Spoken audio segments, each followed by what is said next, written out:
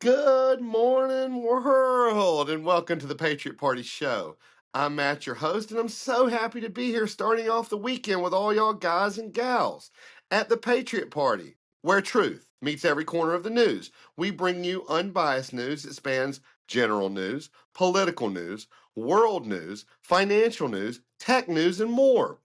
We cover celebrity news, gossip, sports, new movies, and TV shows, making sure you stay up to date with all the latest entertainment. Join our America First movement, where we put truth and the Constitution above all and provide unique insights and immersive content all in one place. You can find all the information about our movement on our new website. Please check us out at all lowercase letters, thepatriotparty.us. That's all lowercase letters, thepatriotparty.us, and support our cause. There's a link in the podcast description. Also, follow us on all our social media platforms to stay engaged. You can find these links by clicking on the description of this podcast or on the website. And don't hesitate to share your thoughts or topic suggestions. Thank you for supporting the Patriot Party as we unravel mainstream media BS and offer you a fresh perspective that's not affiliated with any political parties. So we don't have any agendas. Thank you so much for your support because without y'all, we wouldn't be here. And now to the show. And boy, do we have a show. We have a lot of material to cover this week. This has been a busy week, so let's get right to it. First off, the potent blend of politics and religion that captivated the Sunday afternoon memorial service for the slain conservative activists left little doubt that Kirk's death had elevated him to iconic status for the American right. The event at State Farm Stadium outside Phoenix drew some of the most powerful political and religious voices in the country, led by President Donald Trump, Vice President J.D. Vance, Kirk's widow Erica, and many others. Its size and intensity and patriotic pageantry eclipsed many of Trump's own campaign rallies last year. But the impact of Kirk's assassination as he spoke on a Utah college campus on September 10th may have been most vividly demonstrated by the more than 63,000 regular people who filled the stadium to capacity and many people on the outside to honor and mourn him. Many had driven or flown thousands of miles to be there, and mourners said Kirk's killing was this generation's MLK or JFK. That's some big shoes to fill. But it was quite the event. It was quite the event.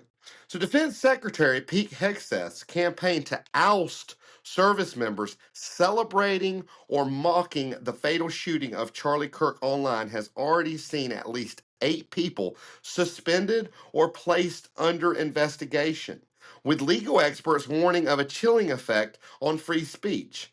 The disciplinary actions, including suspensions of at least 5 Army officers and an Air Force senior master sergeant, a Marine officer relieved of his recruiting duties and placed under investigation, and an Army Reserve major also being looked at according to task and purpose, comes after Hegseth last week ordered staff to actively search for anyone working for the Defense Department who condoned or made fun of Kirk's September 10th death. But, in quotations, a witch hunt for people who criticize someone that the Trump administration is lionizing is, these are quotations too, extremely dangerous as it threatens to move the long held apolitical nature of the military, according to Rachel Van Landingham, a former Air Force judge, advocate, and now a law professor at Southwestern Law School. She warned that punishing service members for ideological expression, especially when it doesn't directly affect military operations, is, and this is in quotations too, beyond the pale and risk politicizing the armed forces. So I wanted to look into this to see, you know how we do. We want to see if any policies have been violated. We want to see what's going on. And this is what I found. When you look at the military conduct versus free speech, while civilians enjoy broad First Amendment protections, service members operate under stricter rules governed by the Uniform Code of Military Justice, the UCMJ. The military can restrict speech if it undermines good order and discipline or discredits the service. Hegseth and The Pentagon officials claim that mocking Kirk's death violates the oath of office and constitutes conduct unbecoming of a service member. I mean, I have to say, I agree. Service members should be held to a higher standard while they are representing the United States of America. And they should never celebrate another American's unjustified death.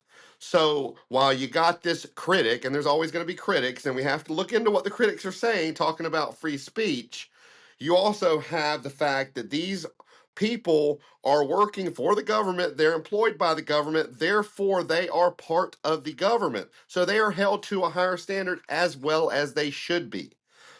The Constitution, free speech, it has to be protected to an extent with them, but that is conduct unbecoming. President Trump is openly, now this is how the news story started out, and I'm going to progress it as the week went on because this is a several tiered news story. So, President Trump started the week openly directing the Department of Justice to go after his political adversaries, adding to a sense of unease inside the Department about job security and ethical obligations. Even in an era of nonstop social media posts, Trump's weekend update stopped many government attorneys in their tracks. The president said he wanted to see justice served.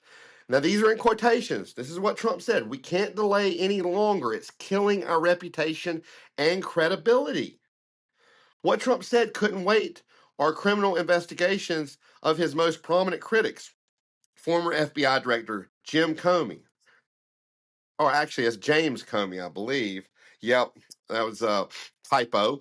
James Comey, New York Attorney General Letitia James, and California Democratic Senator Adam Schiff. And then, later on in the week, James Comey is indicted on false statement charges. These charges come after Trump publicly questioned why the Department of Justice hadn't brought cases against several of his key adversaries, including Comey, and called on his Attorney General, Pam Bondi, to act quickly. Last Friday, the president ousted the U.S. attorney he had appointed earlier this year in the Eastern District of Virginia, Eric Seibert, who told colleagues he didn't see a case to bring against Comey. Trump then named one of his former personal lawyers, Lindsey Hilligan, in his place. The charges, now this is in quotation marks, the charges, as alleged in this case, represent a breach of the public trust at an extraordinary level, said Halligan, who presented the case herself and was the only prosecutor to sign the indictment. The indictment of James Comey on charges of making false statements and obstruction of justice, when I looked into it, is legally sound, at least procedurally. Now, it's politically explosive, obviously, but if this guy, if this guy committed a crime, he committed a crime. Let the justice system, let the wheels turn in the justice system. So I wanted to look into it a little bit more, bring you all, you guys and gals, a few more details. So I looked into the legal viability of the charges. I thought that the statute of limitations had expired, and this was all pomp and glamour towards charging his base. But this was time sensitive because when I looked into the statute of limitations, the charges stem from Comey's testimony before Congress on September 30th of 2020, and the indictment was filed on September 25th of 2025, just days before the 5-year statute of limitations would have expired. So this was time sensitive. Charges filed: false statement under 18 U.S.C. 1001. Allegedly, Comey lied about authorizing an FBI employee to speak anonymously to the press. Obstruction of a congressional proceeding under 18 U.S.C. 1505 related to efforts to mislead or interfere with oversight. If this guy's guilty, it's going to make the public feel a lot better about our justice system to know that it's not the bigwig saying, just us. It's not justice, it's just us.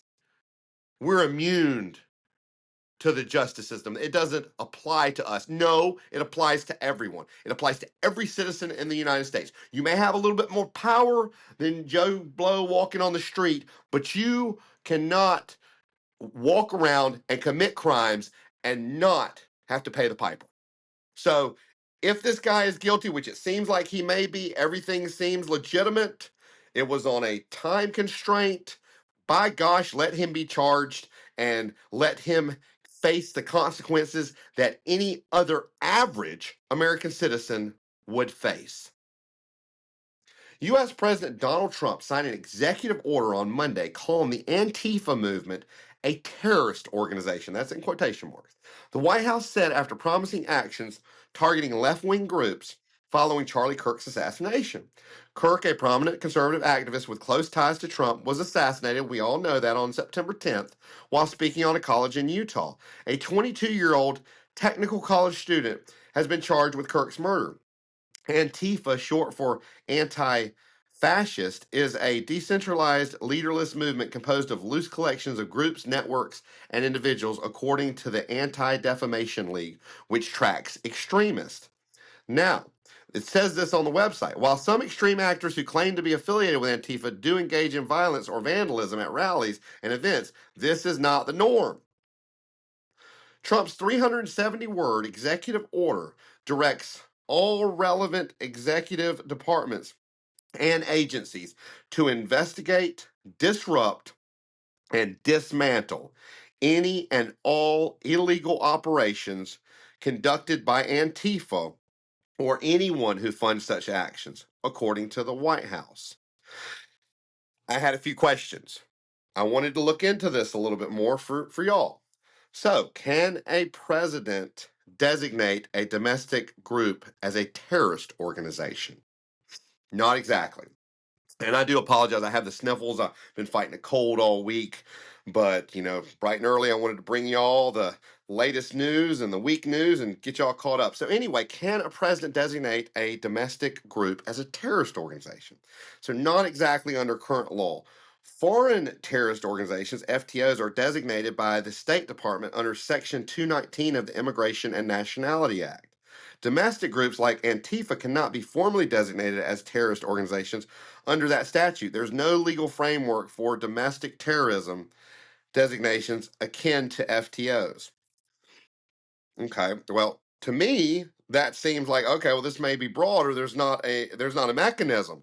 Well, Congress, there needs to be a mechanism, and it doesn't need to be overly broad and unconstitutional. So while Trump can issue an executive order expressing intent or directing federal agencies to prioritize certain threats, it doesn't carry the legal force of a formal terrorism designation. What the executive order can do is it directs federal law enforcement like the FBI or DOJ to increase surveillance or investigations into Antifa affiliated individuals or activities. It can influence resource allocations and prosecutorial priorities, and it can signal a political stance that may rally support among his base. So it can do a lot of things.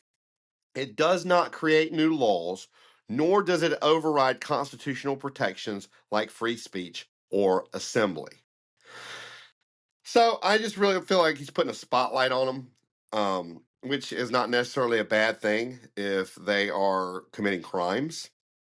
Now, in Dallas this week, federal authorities say a shooting Wednesday morning at an ICE immigration detention facility was, and this is in quotations, an act of targeted violence and an attack against U.S. Immigration and Customs Enforcement. The Department of Homeland Security said a gunman fired at the ICE building indiscriminately and at a van in the Sallyport where the victims were hit. One detainee was killed and two others were wounded. One of those hospitalized was a Mexican national, according to Mexico's foreign ministry. Authorities say the suspect died of a self-inflicted gunshot wound. I mean, to be honest with y'all, it just really feels like a lot of these attacks are a lot of crazies out there that get maybe, they get in these echo chambers on social media and they feel empowered and they're not mentally sound or of mental sound mind, and they move and they do these extreme actions. I mean, because it just doesn't make sense to me. Like, if you're making a move against U.S. Immigration and Customs Enforcement, why are you killing the people and firing at the people who are in there? The people that you're supposed to be making a move for. That doesn't make any sense to me. So that's just how I feel about at least the information that we're being given. The White House Budget Office. Now, this is a several tiered story as well. I've been following this all week, and I kind of wanted to give it to y'all as it came off hot off the press and build it into what actually happened. So, the White House Budget Office is instructing federal agencies to prepare reduction in force plans for mass firings during a possible government shutdown, specifically targeting employees who work for programs that are not legally required to continue.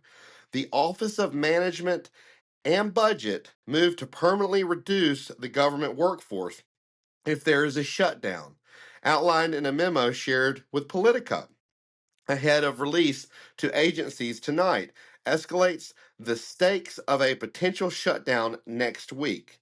In the memo, OMB told agencies to identify programs, projects, and activities where discretionary funding will lapse October 1st and no alternative funding sources available. For those areas, OMB directed agencies to begin drafting RIF plans, and that's a reduction in force, that would go beyond standard furloughs, permanently eliminating jobs and programs not consistent with President Donald Trump's priorities in the event of a shutdown. And then congressional lawmakers and their aides are bracing for a shutdown that appears inevitable after President Trump canceled a meeting planned for Thursday with Senate Democratic leader Chuck Schumer and House Democratic leader Hakeem Jeffries.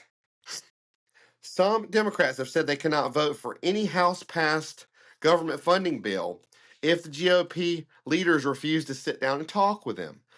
But Republicans say there's nothing to negotiate, framing next week's vote on a clean, now that's in quotations, continuing resolution to keep the government open as a take it or leave it proposition. I think there's a 99, now this is in quotations too, I think there's a 99% chance that there's a shutdown. There just doesn't seem to be any end game for either party to get out of a shutdown, said Brian Darling, a GOP strategist and former Senate aide. Republicans want to show that they want, this is in quotations too, that they want to get their priorities funded. And I think the Democrats need to dig in and show that they can fight. I think both parties have an incentive from their base to shut their government down. It's just a matter of how long. And then cracks are starting to form in the Senate Democratic caucus over whether to hold the line against a 7-week clean government funding stopgap passed by the House, according to the Democratic sources, who say a threat by President Trump to lay off thousands of federal workers is changing the Democratic political calculus on a shutdown. Senate Democratic leader Chuck Schumer of New York, who faces a potential primary challenge from, oh goodness, Representative Alexandria Ocasio-Cortez, AOC for short, also a Democrat of New York, in 2028 has made it clear he won't vote for the House-passed GOP stopgap, but centrists in his caucus are looking for a way to avoid a catastrophic shutdown. Centrist, basically Democrats of an older day, the dinosaurs in the Democratic Party. Now, what happens if there's a shutdown? A shutdown would furlough hundreds of thousands of federal workers and restrict a range of government operations, although critical services and payments would continue. The White House has also warned of permanent job cuts. So here's what to expect. In a shutdown, government offices continue essential work, but tasks deemed non-essential are put on ice. Paychecks stop, and many workers are furloughed until Congress passes new funding. The White House controls how agencies operate during a funding lapse, so the effects of a shutdown on the public and the economy vary. But listen to that now. The White House, the executive branch, control this during a government shutdown. So I looked in and what I found out about this whole thing, about several different angles. So during a government shutdown, President Trump and the executive branch do not have unilateral authority to conduct mass firings of federal employees. What happens is shutdown occurs when Congress fails to pass appropriations bills to fund federal agencies. Agencies must suspend, we just went over that, non-essential operations, required to work without pay if deemed essential, military, law enforcement, air traffic control. So these people may have to work without pay. These are temporary measures, not permanent terminations. And so I looked a little further about the executive branch ordering mass firings. So this would be fraught with legal and procedural hurdles. Reduction in force, RIF plans, are governed by strict federal regulations. 5 CFR Part 351. RIFs require advance notice to employees, union consultations, if applicable, seniority and performance-based criteria, appeal rights through the Merit Systems Protection Board, and a shutdown does not automatically trigger RFs, and using it as a pretext for mass firing would likely face legal challenges and political backlash. Now, these are some of the reasons it might have been floated. To force Congress to negotiate, to signal a hardline stance on draining the swamp, appeal to a political base that favors shrinking the government, which, in my mind, at least subjectively, and I think objectively on what this country was formed on the foundation of this country, is not a bad thing. Shrink the government. It is way too big. It is a drain on this society, on this country as it sits right now. It has overstepped the bounds in which it was formed in. But actual implementation would be slow, legally fraught, and likely blocked by courts or Congress.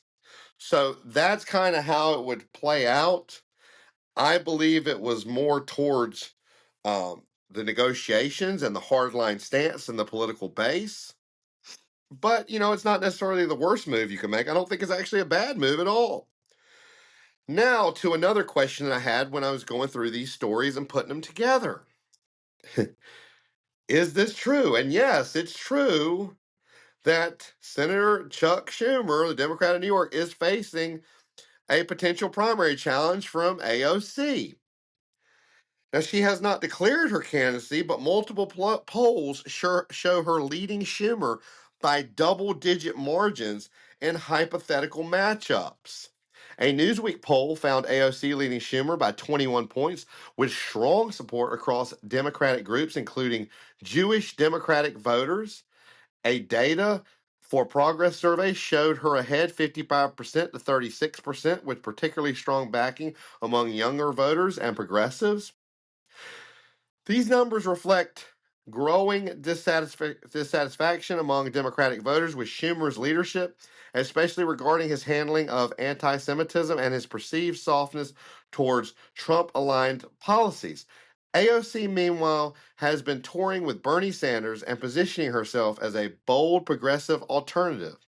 This also shows just how far the Democratic Party has moved towards appeasing the minority and not the majority, which in my eyes is not democratic at all. Policies need to be driven by the majority, not niche interest and fringe ideologies.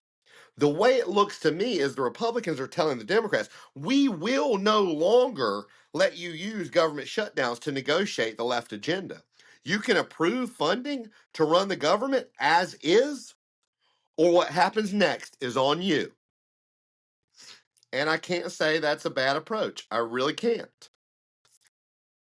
Dozens of world leaders gathered at the United Nations on Monday to embrace a Palestinian state, a landmark diplomatic shift nearly 2 years into the Gaza war that faces fierce resistance from Israel and its close ally, the United States. President Trump has responded critically to the wave of international recognition for a Palestinian state at the United Nations this week, calling it and I don't disagree with this is in quotations, a reward for terrorism, and warning that such moves could undermine peace efforts. Now, Trump's position at the UN in his speech to the UN General Assembly on September 23rd, 2025, Trump condemned countries like France, Britain, Canada, Australia, and Portugal for recognizing Palestinian statehood, saying it would encourage continued conflict and rewards Hamas for the October 7th, 2023 attacks. He emphasized that Hamas has not released hostages or accepted a ceasefire and argued that recognition sends the wrong message to extremists on Israeli annexation. Interestingly, Trump also publicly opposed Israeli annexation of the West Bank, telling reporters, and this is quotations, "I will not allow Israel to annex the West Bank. It's not going to happen. There's been enough. It's time to stop now." This stance surprised many, especially given his historically close relationship with Israeli Prime Minister Benjamin Netanyahu. Trump's administration has privately cautioned Israel against annexation, fearing it would derail regional diplomacy and provoke backlash. Peace plan and diplomacy. Trump has proposed a 21-point peace plan for Gaza, aiming to establish a non-Hamas governing body and end the war. He's been meeting with Arab and Muslim leaders to build support for the initiative. So basically, Trump is walking a tightrope right now. His position is, to my understanding, that the West Bank will stay as is. Israel can't claim it, and neither can the Palestinians. After much legal research at the Patriot Party, we believe that this is the route fraught with the least legal challenges. President Trump said for the first time that Ukraine could win back all of its territory and encouraged allies to shoot down Russian aircraft if they entered North Atlantic Treaty Organization airspace. NATO. They entered NATO airspace, an extraordinary shift that raises pressure on Russian President Vladimir Putin as world leaders gathered Tuesday at the United Nations. Now, this is in quotations. After getting to know and fully understanding the Ukraine-Russia military and economic situation, and after seeing the economic trouble it is causing Russia, I think Ukraine, with the support of the European Union, is in a position to fight and win all of the Ukraine back in its original form. Now, Trump said that, that's in quotations. With time, patience, and the financial support of Europe, and in particular NATO, the original borders from where this war started is very much an option. Why not? Russia has been fighting aimlessly for 3.5 years, a war that should have taken a real military power less than a week to win. This is not distinguishing Russia. In fact, it is very much making them look like a paper tiger. Folks, actions speak louder than words. And to all of you out there who say Trump is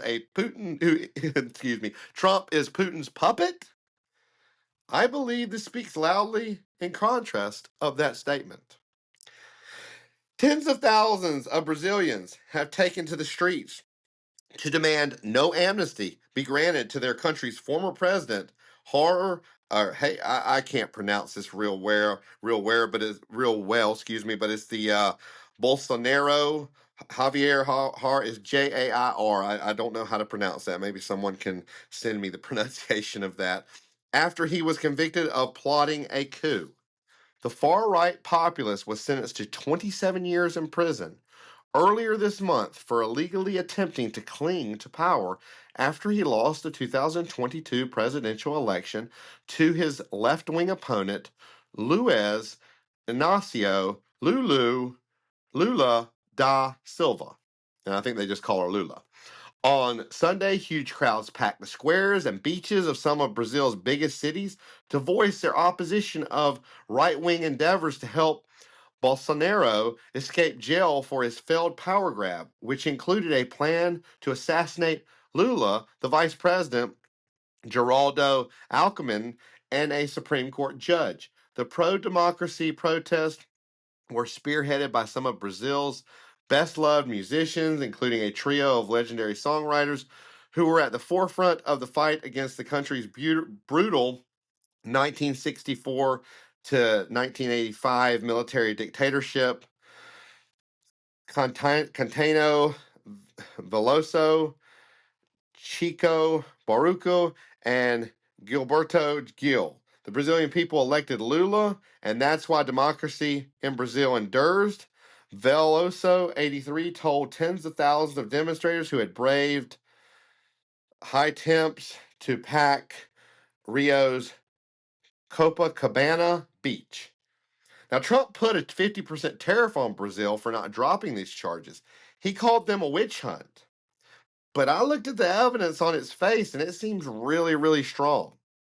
And obviously, the Brazilian people want this guy held accountable. So I don't think we should be butting into a sovereign nation's justice system, as I didn't think before.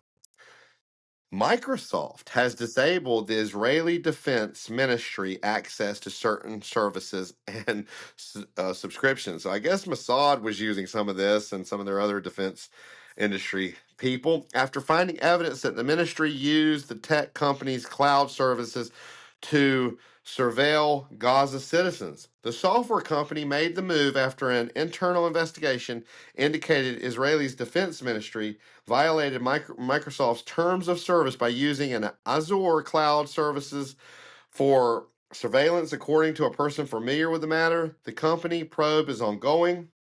Now, this is in quotations. As employees, we all have a shared interest in privacy protection, given the business value it creates by ensuring our customers can rely on our services with rock solid trust. And that was said by Microsoft President Brad Smith. He said it in a blog Thursday on Microsoft's company website.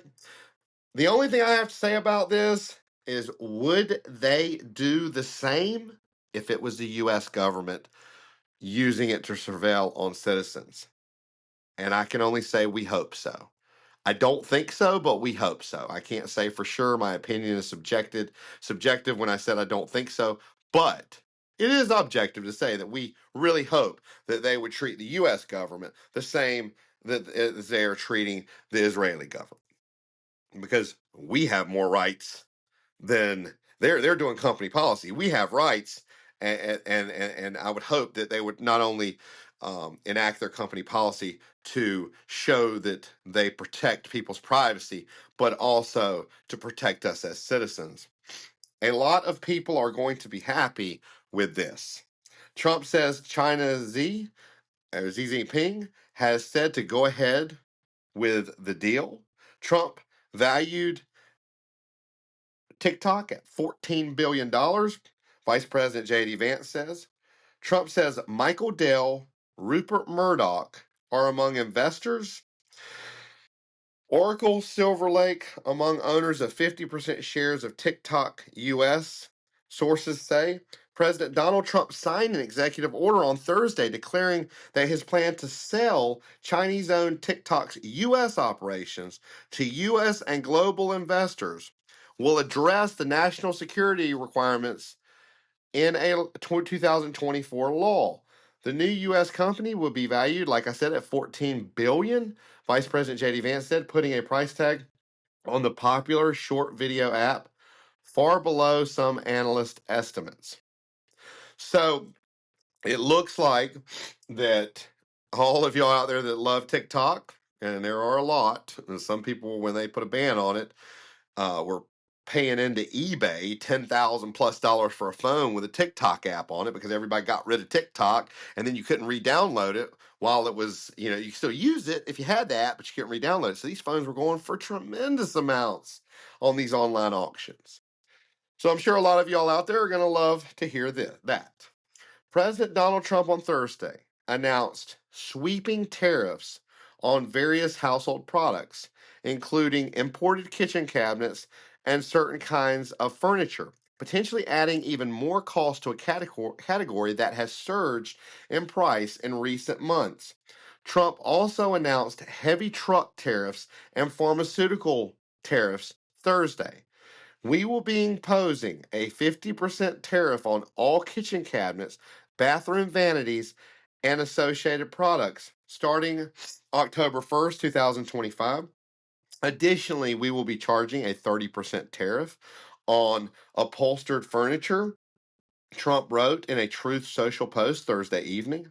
Starting October 1st, 2025, we will be imposing a 100% tariff on any branded or patented pharmaceutical products unless a company, and this is in caps, is building their pharmaceutical manufacturing plant in America. And it's also in quotations because this was in Trump's post on his social media site, Truth Social.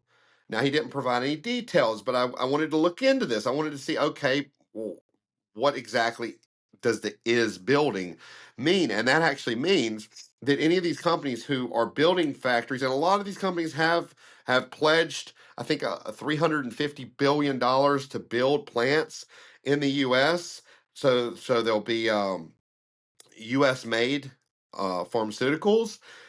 But what I found out when I looked into it that it cannot be a pledge. They actually have to be breaking ground or have plans to break ground. But any of these companies that do will be exempt from the tariffs, from the pharmaceutical companies, or from the pharmaceutical tariffs, as long as they are in the process of building plants here in the U.S. Now, y'all that have listened to my show know that I have disagreed with Trump's approach to the tariffs. But the flip side of that is the U.S. economy's comeback in the second quarter was just revised higher yet again. And economists estimate that momentum carried on in the third quarter, underscoring the resilience of the world's largest economy.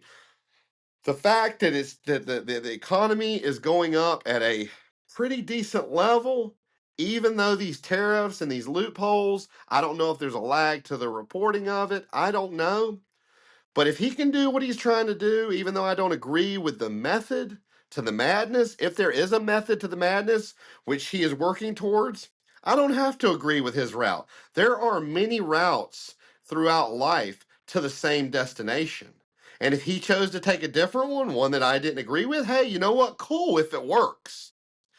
And with the economy, with the second quarter report starting to come in and ticking up higher, it doesn't seem like it's breaking the economy. Not like a lot of the economists reporting, not like I thought it was going to do. So, you know what? I may have been wrong. We're just going to have to wait and see. Iran's supreme leader rejected direct negotiations with the U.S. over its nuclear program at the UN General Assembly. Trump has continually said that the U.S. and its allies destroyed Iran's nuclear capabilities. The United Nations' sweeping economic and military sanctions look set to be reimposed on Iran a decade after they were lifted in a landmark international deal over its nuclear program. It comes after the UK, France, and Germany wrote to the UN Security Council last month accusing Iran of failing to fulfill its commitments. That triggered a mechanism giving Iran 30 days to find a diplomatic solution to avert renewed sanctions. Iran's President Mossad Pezeshkian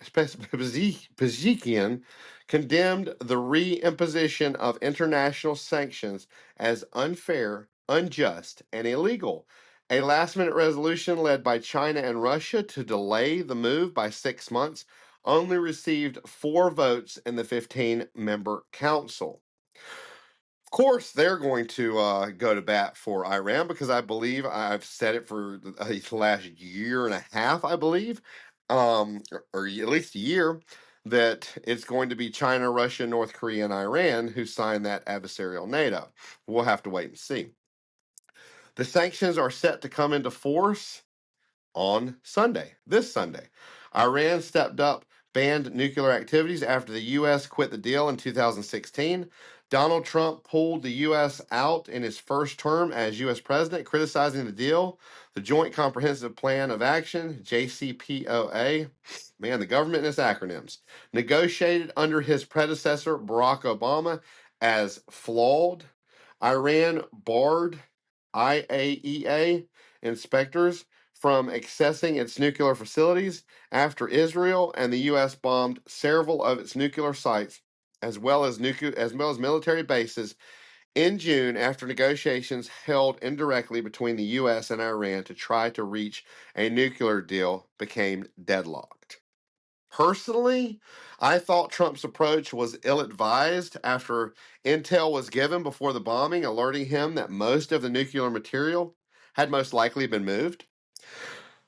But under no circumstance, and I want to be clear on this, under no circumstance can we allow Iran to get a nuclear bomb. They have verbatim threatened to annihilate Israel. They have threatened the U.S.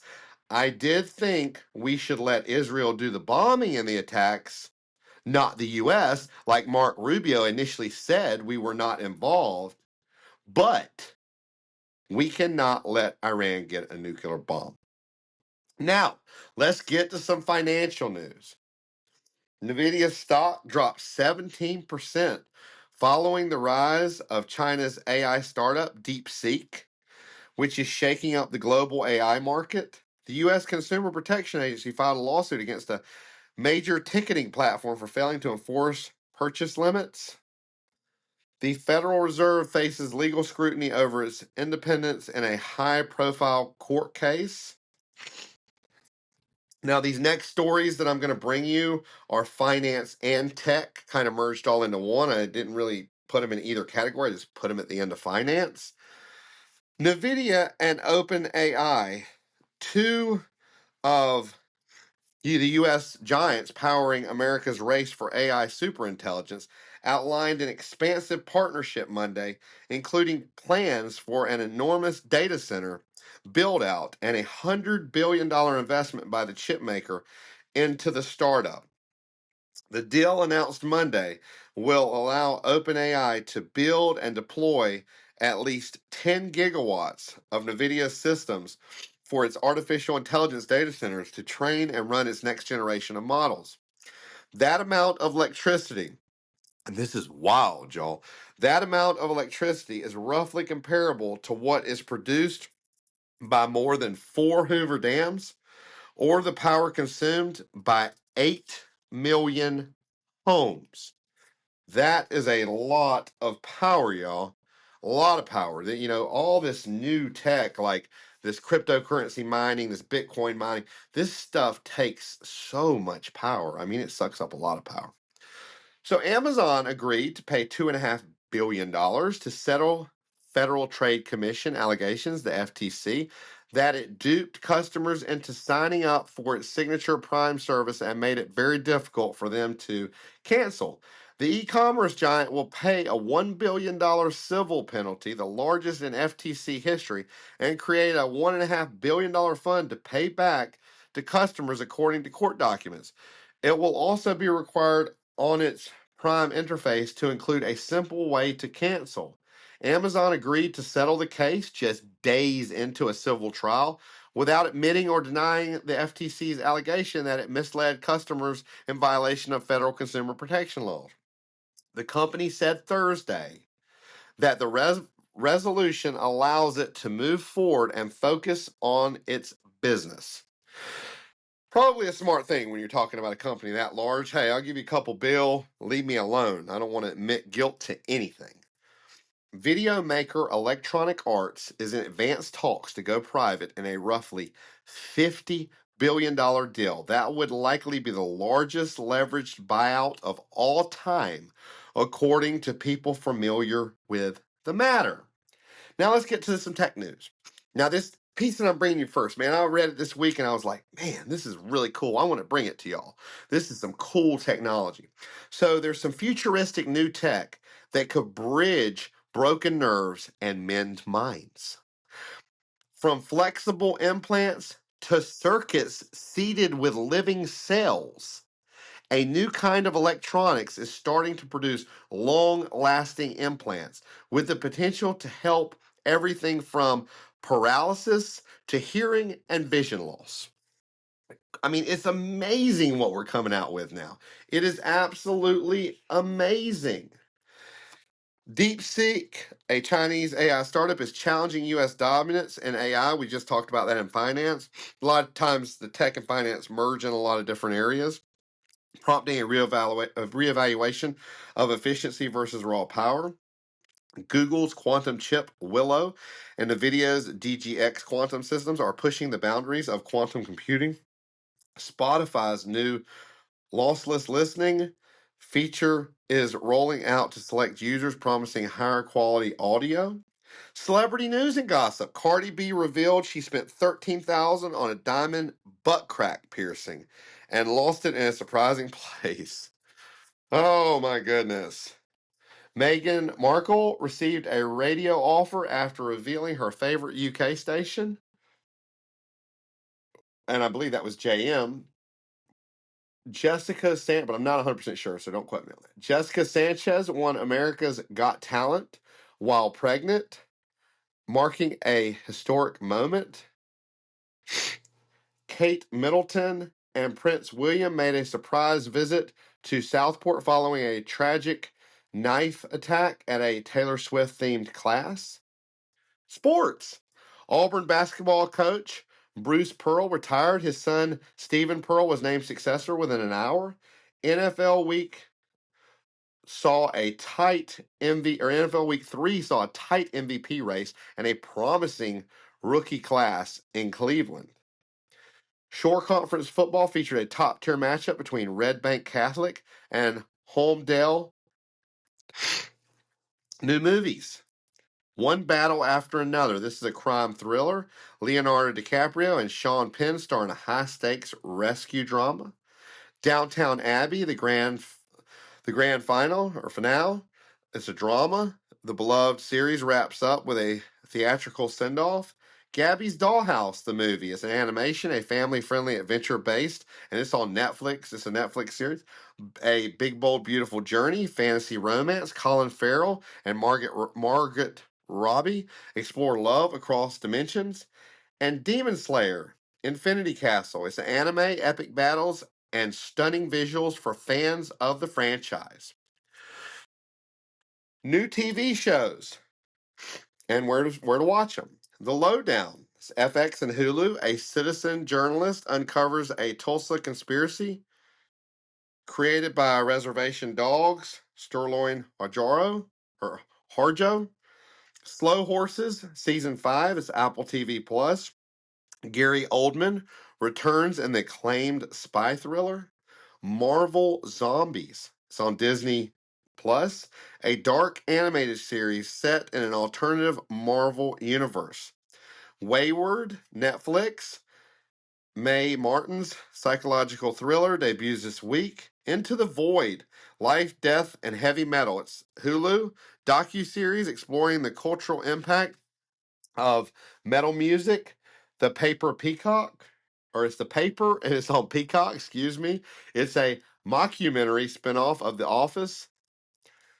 Now, let's get to the pick of the week. I watched a movie this week, and I wanted to pass it on. I thought to me, it was really well put together. It's very entertaining. It's called Morbius. Morbius is a 2022 superhero thriller starring Jared Leto and as Dr. Michael Morbius, a biochemist who accidentally infects himself with a form of vampirism while trying to cure a rare blood disorder. The transformation gives him superhuman abilities, but also a thirst for blood. As he grapples with his new identity, he must decide whether to use his power for good or succumb to darker urges. This is a movie put out by Marvel. I thought they did a great job. It really is a good outlook if you like vampire movies. If you like action movies, this is a very good movie regardless. You can find it on Amazon Prime for free right now. To all y'all out there, stay safe, and thank you for catching our Saturday morning show, where truth meets every corner of the news.